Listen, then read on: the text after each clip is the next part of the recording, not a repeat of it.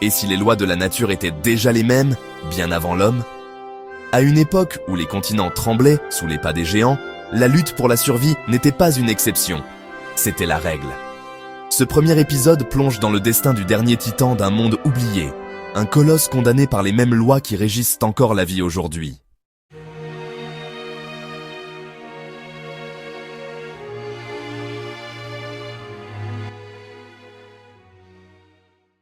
Quand il posa sa patte sur la plaine brûlante, il ne savait pas qu'il serait le dernier de son espèce.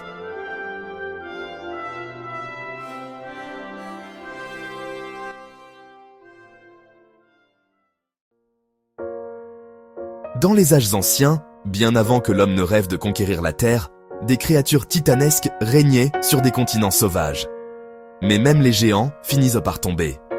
Et quand la Terre change, seuls ceux qui s'adaptent survivent. Voici l'histoire du dernier géant, un colosse de chair et d'os, symbole d'un monde sur le point de s'effondrer.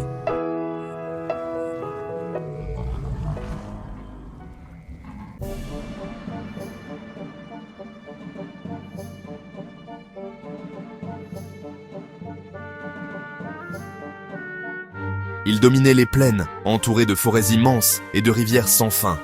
Chaque pas faisait vibrer le sol, chaque souffle faisait trembler la poussière. Les arbres ploient sous son poids, les oiseaux fuient de son ombre. Il ne connaît ni rival, ni prédateur. Il est la force brute incarnée. Mais au sommet de la chaîne, la faim et la sécheresse s'invitent toujours. Car dans le monde sauvage, la grandeur ne protège pas, elle attire le destin.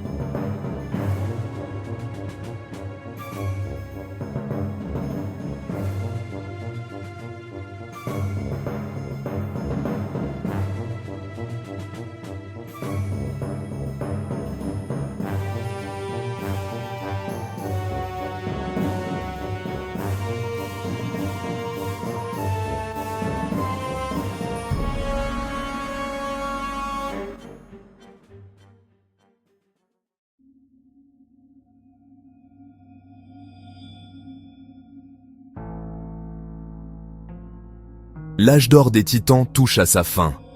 L'équilibre qui a soutenu leur règne pendant des millions d'années est en train de se rompre, lentement mais inexorablement.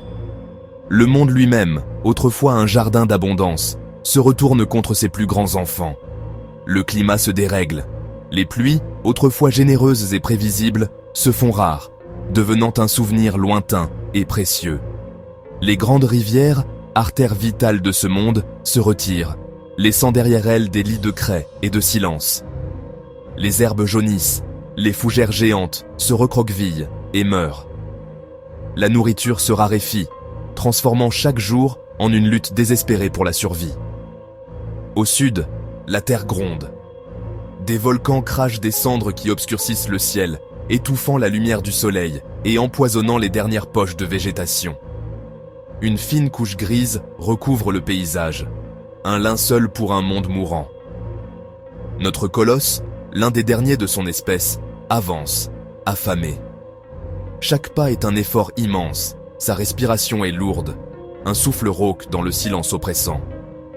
Sa peau épaisse, autrefois impénétrable, se fissure sous le soleil implacable. Il marche seul. Autour de lui, les carcasses de ses semblables parsèment la plaine, monument silencieux d'une catastrophe en cours. La faim a eu raison d'eux. Il est désormais un survivant solitaire, hanté par les fantômes de son troupeau. Mais la mort des uns fait la fortune des autres. Autour de lui, les prédateurs s'adaptent. Ils ne sont plus les chasseurs audacieux défiant les troupeaux, mais des opportunistes faméliques.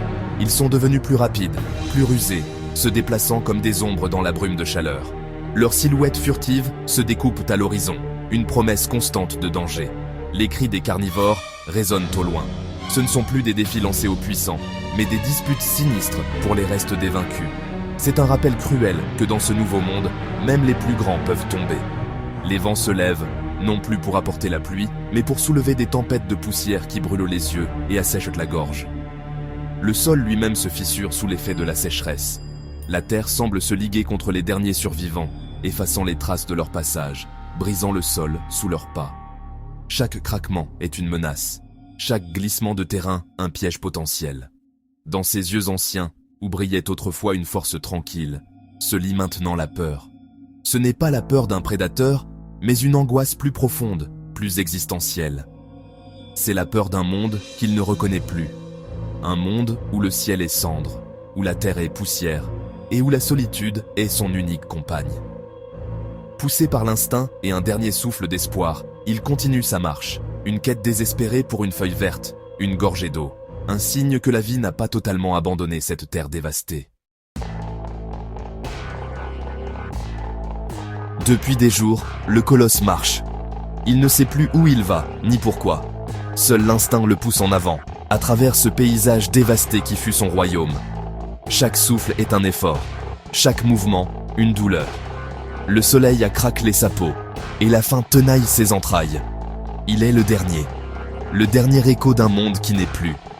Autour de lui, le silence n'est rompu que par le sifflement du vent, qui charrie le sable et la cendre. Et puis, une nuit, le vent s'arrête. Le silence devient total, absolu. Pour la première fois depuis une éternité, l'air est immobile, lourd de présages. Le ciel s'obscurcit, les étoiles disparaissent, avalées par une couverture nuageuse menaçante. L'obscurité n'est plus une promesse de repos, mais le rideau qui se baisse sur l'acte final. Le géant chancelle. Une force invisible le tire vers le sol. Ses pattes, des piliers qui ont soutenu des tonnes pendant plus d'un siècle, tremblent et refusent d'obéir. Son corps, autrefois une forteresse, cède sous le poids du temps et de la faim. La machine parfaite est à bout de souffle. Le cœur, un tambour qui a battu le rythme de tout un âge, ralentit sa cadence. Il s'effondre dans un grondement sourd qui fait vibrer la terre une dernière fois. Ce n'est pas le fracas d'un arbre, mais le soupir d'une montagne qui s'écroule. Le roi est tombé. Autour de lui, les charognards approchent. Attirés par l'odeur de la faim, ils sortent de l'ombre. La mort d'un géant est une promesse de vie pour les plus petits. Dans ce monde sans pitié, rien n'est gaspillé. Chaque fibre de muscle, chaque organe, devient le carburant d'une autre existence. C'est la loi immuable de la nature, brutale et parfaitement équilibrée. La nature ne pleure pas ses rois déchus. Elle ne connaît ni le deuil, ni la nostalgie. Elle est un cycle perpétuel qui transforme la mort en renouveau. Le corps du colosse nourrira la terre. Les minéraux de sa chair et de ses os s'infiltrent dans le sol, enrichissant ce désert stérile, préparant le terrain pour les forêts de demain. Ces os deviendront pierres, ensevelis sous des tonnes de sédiments. Ils entament une lente métamorphose qui durera des millions d'années jusqu'à devenir un fossile. Un message pour un futur inimaginable. Et dans le silence, le monde continue. La lune baigne la plaine d'une lumière froide et indifférente. La tragédie d'un individu, même le plus grand, n'est qu'une note fugace dans l'immense symphonie du temps. La vie a disparu, mais la terre, elle, demeure.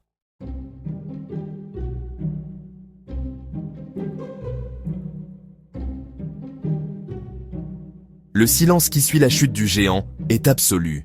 Son corps, autrefois une force de la nature, est rendu à la terre. Les charognards ont fait leur œuvre, puis le temps a commencé la sienne. Le soleil blanchit les eaux, la pluie les lave. Lentement, le sable et la boue, portés par les vents et les crues, recouvrent le squelette, l'enveloppant dans un linceul minéral. Des millions d'années passent, une éternité à l'échelle d'une vie, un simple battement de cils pour la planète.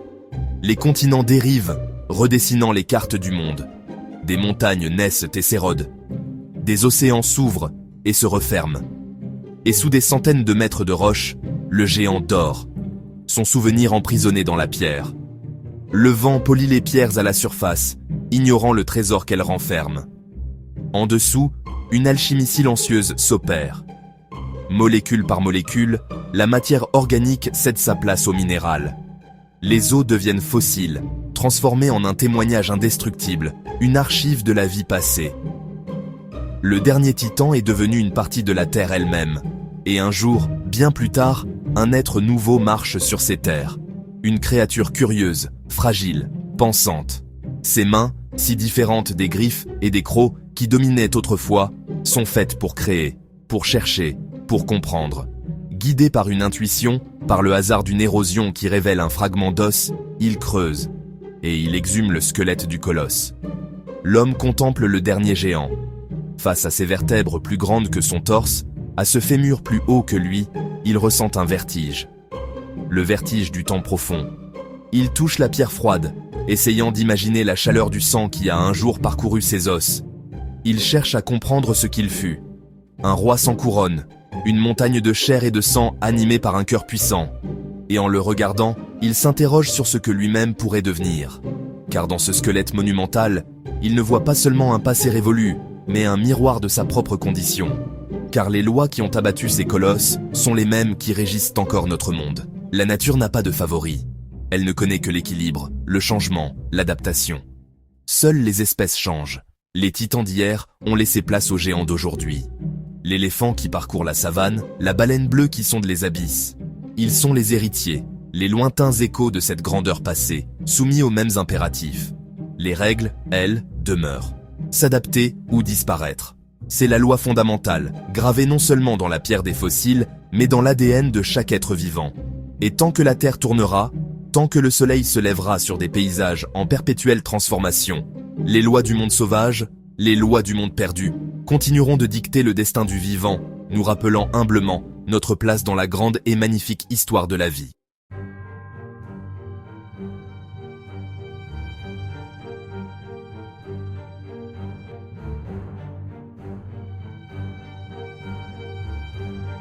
Les géants ont disparu, mais leurs leçons résonnent encore. Si cette histoire t'a touché, alors soutiens le monde sauvage. Like, partage, commente et abonne-toi pour ne rien manquer des prochains voyages dans les lois du monde perdu.